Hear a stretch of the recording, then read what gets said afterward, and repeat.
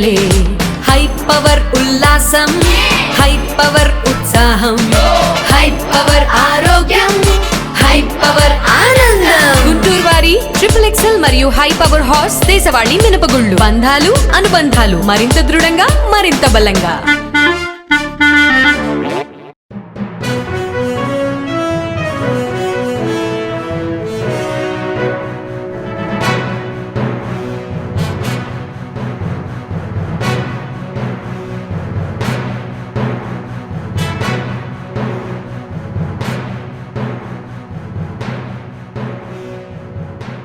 నమస్కారం, welcome to NXT G news. ఈనాటి వార్తలు. 2019లో సాక్షి మీడియా తనపై రాసిన కథనంపై వేసిన పరువు నష్టం దావా కేసులో ఏపీ విద్యా ఐటీ శాఖల మంత్రి నారా లోకేష్ ఈ రోజు విశాఖపట్నం కోర్టులో హాజరయ్యారు. అనంతరం ఆయన మీడియాతో మాట్లాడారు. తాను విశాఖ విమానాశ్రయానికి పలుమార్లు వచ్చానని, టీడీపీ ప్రభుత్వం తనపై లాంజ్ లో 25 లక్షలు ఖర్చు పెట్టిందని సాక్షి తన కథనంలో రాసిందని మంత్రి ఆరోపించారు. దీనిపై అప్పట్లోనే పరువు నష్టం దావా వేశారన్నారు. ఉన్నప్పుడు విశాఖపట్నానికి అనేక సార్లు వచ్చాను. లాంజ్ లో నా పైన దాదాపు 25 లక్షల రూపాయలు ఆనాటి తెలుగుదేశం పార్టీ ప్రభుత్వం ఖర్చు పెట్టిందనే వార్త వేస్తాం జరిగింది. అప్పుడే నేను లీగల్ నోటీస్ కూడా జారీ చేశాను. మీరు క్షమాపణ చెప్పాలి, నేను ఎక్కడ ఆధారాలు లేవు, రాజ్యాంగం చాలా స్పష్టంగా ఆధారాలతో ప్రింట్ చేయాలి అని చెప్తుంది.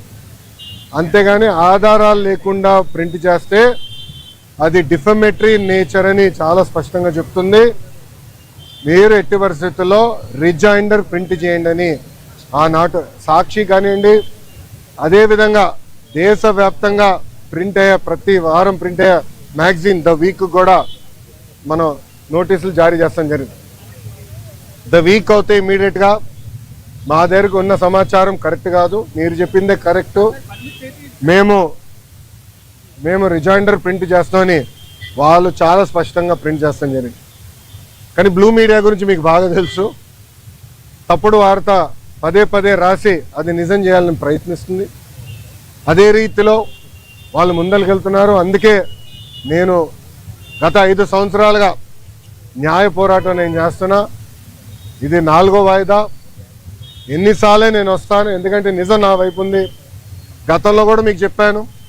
ఈ రోజు కూడా మంత్రి హోదాలో నేను వచ్చినప్పుడు పార్టీ ఆఫీసులో బస్సులో పడుకొని సొంత భోజనం నేను తింటున్నా తప్ప ప్రభుత్వం దగ్గర నుంచి కనీసం ఒక్క వాటర్ బాటిల్ కూడా నేను తీసుకోవట్లేదు. నేను ఇక్కడికి వచ్చిన వాహనం కూడా నా సొంత వాహనం, దాంట్లో డీజిల్ కూడా పోసుకుని నా సొంత నిధులతో, ఎక్కడ ప్రభుత్వం పైన ఆధారపడకూడదని మా తల్లి భువనేశ్వరి గారు నాకు చిన్నప్పుడు నేర్పించారు. అదే రీతిలో ముందరకెళ్తున్నా. ఎట్టి పరిస్థితుల్లో ఈ కేసు నేను లాజికల్ ఎండ్కి తీసుకెళ్తాను. ఎన్నిసార్లు వాయిదాలు వేసినా నాకు ఇబ్బంది లేదు, ఎన్నిసార్లు రమ్మన్నా నాకు ఎలాంటి మొహమాటం లేదు. ఎందుకంటే నేను తప్పు చేయలేదు. నిజం గెలిచడానికి కొంచెం ఆలస్యమైనా నిజం గెలుస్తుందని బలంగా నమ్మే వ్యక్తిని. గతంలో కూడా నేను చూశాను. నాకు నేను కట్టుబడి ఉంటాను. ఇప్పుడు మీడియా మిత్రులు కానీ ప్రశ్న ఉంటే సమాధానం చెప్పిన. ఏపీ మాజీ ముఖ్యమంత్రి వైసీపీ అధినేత వైఎస్ జగన్మోహన్ కు సుప్రీంకోర్టులో భారీ ఊరట లభించింది. ఆయనపై టీడీపీ లీడర్ రఘురామకృష్ణరాజు దాఖలు చేసిన పిటిషన్ ను అత్యున్నత న్యాయస్థానం తోసిపుచ్చింది. జగన్ బెయిలు రద్దు చేయాలన్న పిటిషన్ పై ప్రత్యేకంగా విచారణ అక్కర్లేదు అని కోర్టు అభిప్రాయపడింది. ఈ మేరకు సోమవారం జస్టిస్ నాగారత్న, జస్టిస్ సతీష్ చంద్ర మిశ్రాల ధర్మాసనం తీర్పు చెప్పింది. జగన్ అక్రమాస్తుల కేసు తెలంగాణ హైకోర్టు విచారిస్తుందని సుప్రీం గుర్తు చేసింది.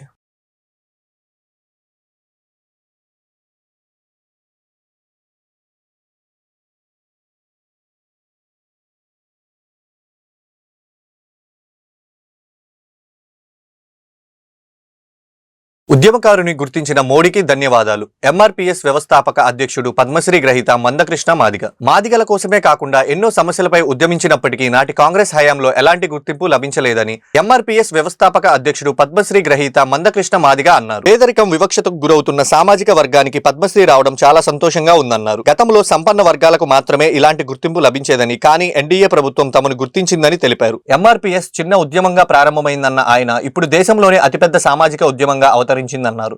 పద్మశ్రీ అవార్డుకి తనను ఎంపిక చేసినందుకు మోడీకి మందకృష్ణ ధన్యవాదాలు తెలిపారు. కోసం పాటుపడేటోళ్ళను కదా అభినందించాల్సింది. ఈ గుర్తింపు గౌరవం రావాల్సింది పెట్టుబడిదారులకు, భూస్వామ్య వర్గ కుటుంబాలకు కాదు, సామాన్యుల కోసం, ప్రజల కోసం పనిచేస్తున్న వాళ్లకు ఈ గుర్తింపునివ్వాలనే ఆలోచన ఒకవైపు. రెండోది, ఎంఆర్పిఎస్ ఒక మాదిగల కోసమే కాకుండా భిన్న సమస్యల మీద ఎంఆర్పిఎస్ దేశంలో ఎక్కలేని ఉద్యమాలు ఇక్కడ తెలుగు నేల మీద తీసుకొచ్చిన విషయం అందరూ తెలుసు. 2004, 2014 కంటే ముందు జరిగిన ఉద్యమాలే భిన్న సమస్యల మీద జరిగినాయి. ఆ ఉద్యమాల ఫలితాలు కూడా అప్పుడు రావడానికే ప్రయత్నం చేసినాయి. కానీ ఆనాడు ఆ ప్రభుత్వాలు ఈ విధంగా వీళ్ళని గుర్తించాలని అనుకోలేదు. ఉత్తరప్రదేశ్ లోని ప్రయాగ్రాజ్ లో జరుగుతున్న మహాకుంభమేళాలో భక్తులు పెద్ద సంఖ్యలో పుణ్యస్నానాలు చేస్తున్నారు. 30కి పైగా ఉన్న పోండా బ్రిడ్జిల నుండి సంగం ఘాటుకు భక్తులు రాకపోకలు సాగిస్తున్నారు.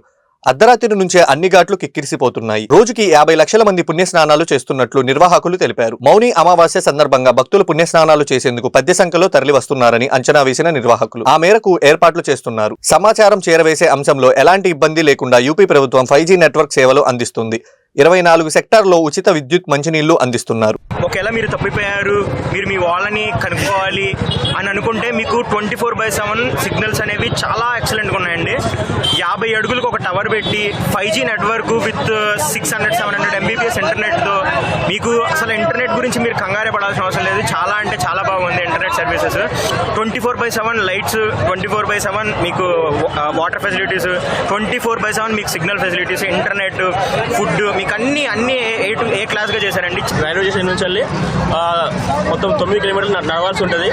చాలా అంటే చాలా మంది జనాలు వస్తున్నారు. చాలా మంది నడుచుకుంటూ వస్తున్నారు, నడుచుకుపోతున్నారు. ఇంకా సరౌండింగ్ ఒక 2 కిలోమీటర్ సరౌండింగ్ లో ఎక్కడ నుంచి కూడా లోపల వెహికల్స్ అలౌ చేయట్లేదు. ఆ నుంచి నడుచుకుంటూ రావాల్సిందే, కొంచెం ఇబ్బంది పడుకుంటూ రావాల్సిందే. ఇంకా కాకపోతే ఇక్కడికి వచ్చినందుకు అందరికీ చాలా బాగా జరుగుతుంది. కర్నూలు కేంద్రంగా Andhra Pradesh film chamber of commerce ను ఏర్పాటు చేస్తున్నట్లు మాజీ ఎంపీ టీజీ వెంకటేష్ తెలిపారు. రాష్ట్ర విభజన తర్వాత film chamber of commerce Hyderabad లోనే ఉండిపోయిందని గుర్తు చేశారు. సినిమా పరిశ్రమలో రాణించాలనుకునే యువతకు చిత్ర నిర్మాణానికి ఈ సంస్థ అన్ని విధాలా అండగా ఉంటుందని స్పష్టం చేశారు. రాయలసీమ ప్రాంతంలో ఎన్నో సినిమా షూటింగ్లు జరుగుతున్నాయని, ఇక్కడి నుంచి ఎందరో కళాకారులు, దర్శకులు అద్భుత చిత్రాలు రూపొందించారని వివరించారు.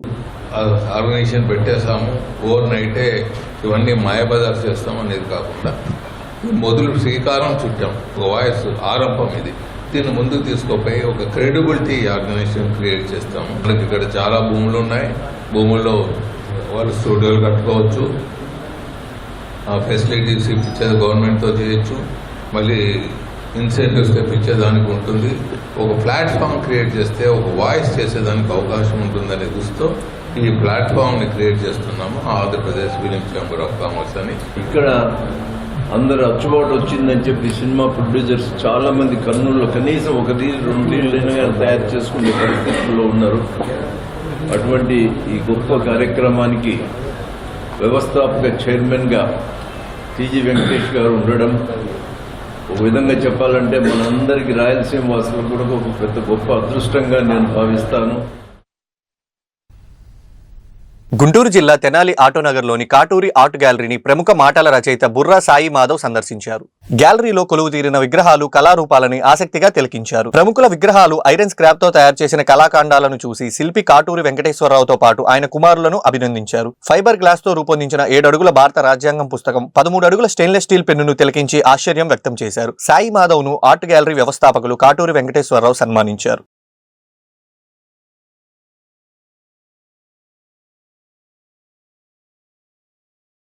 కళల కాణాచి అనే పేరు ఈరోజు సార్థకత జరిగిందని నా నమ్మకం. శిల్పకళలో నాకు తెలిసినంత వరకు ఇలాంటి అద్భుతాన్ని నేను ఇంతకు ఎక్కడ చూడలేదు. ఆ కళల కాణాచి అనే పేరుని కాటూరి వెంకటేశ్వరరావు గారు వాళ్ళ అబ్బాయిలు నిజంగా ఆ పేరుని నెక్స్ట్ లెవెల్కి తీసుకెళ్లారు.